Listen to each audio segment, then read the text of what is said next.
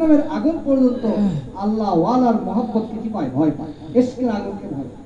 এখন কথা হলো যে আল্লাহর মহব্বতটা কিভাবে আসবে?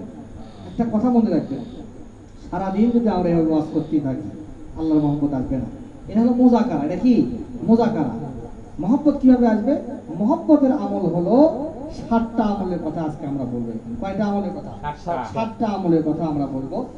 1 নম্বর হলো, কার ভিতরে আল্লাহর মহব্বত আছে? আমার ভিতরে আল্লাহর মহব্বত আছে কিনা কিভাবে বলবো? 1 নম্বর, যার ভিতরে আল্লাহর মহব্বত থাকবে তাকে আল্লাহ জিকির করার তৌফিক দান করেন। সুবহানাল্লাহ। যে যাকে ভালোবাসে তার স্মরণ বেশি করে, যে যাকে ভালোবাসে তার স্মরণ কি করে? বেশি করে। আমাকে যদি আল্লাহ ভালোবাসে, আমি কি আমার ভিতরে আল্লাহর মহব্বত আছে কিনা, এটার 1 নম্বর নিদর্শন হলো আমাকে আল্লাহর জিকিরের তৌফিক দেওয়া হবে।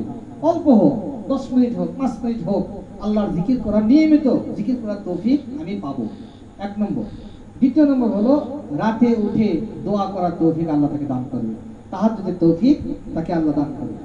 3 নম্বর হলো আল্লাহর ইবাদত সহজ হয়ে যাবে, নামাজ পড়া সহজ হবে, দ্বীনের কথা সহজ হবে, কোরআন তেলাওয়াত করা সহজ হবে, সুদ ঘুষ থেকে বাঁচা সহজ হবে, চোখের গুনাহ থেকে বাঁচা সহজ হবে। অর্থাৎ আল্লাহর ইবাদত করা তার জন্য কি হয়ে যাবে? সহজ হয়ে যাবে।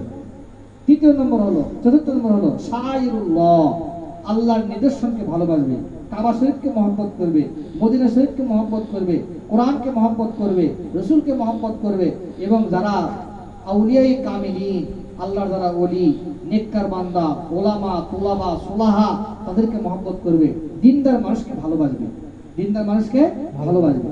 5 নম্বর হলো মুমিনের সাথে তার মহব্বত তৈরি হবে। একজন নামাজি মানুষ হয়তোবা সে আমলে অল্প, কিন্তু তাকে মহব্বত তৈরি হবে, মুমিনের সাথে, নেককার মানুষের সাথে মহব্বত তৈরি হবে। 6 নম্বর হলো যার হৃদয়ে আল্লাহর মহব্বত আছে, এটাই বোঝা যাবে কিভাবে? সে নির্জনতাকে ভালোবাসবে, জনসমক্ষে থাকা পছন্দ করবে না। সে খুঁজতে থাকবে যে কখন আমি আল্লাহ তাআলার জিকির করতে পারি, কখন আমার নির্জনে আল্লাহর মহব্বত করতে পারি, কখন আমি আমার আল্লাহ পাকের ধ্যানে মোরাকাবায় মগ্ন হতে পারি। এই সুযোগ খুঁজতে থাকবে। সে সময় পেলে সে আল্লাহ তাআলার কাছে বসে যাবে, আল্লাহর জিকিরে বসে যাবে। রাসূলুল্লাহ সাল্লাল্লাহু আলাইহি ওয়াসাল্লামকে যখন নবুয়ত দেওয়া হয়েছিল, তার আগে উনি নির্জনে গিয়ে হীরা গুহায় বসে থাকতেন। নির্জনে কি করতেন? হীরা গুহায় বসে থাকতেন আল্লাহর মহব্বতের জন্য। তবে সেই আমলগুলো সুন্নতের আলোকে হতে হবে, আপনি সুন্নতের আলোকে করতে হবে, কারণ রাসূল সাল্লাল্লাহু আলাইহি ওয়াসাল্লাম সব আমাদেরকে দিয়ে গেছেন।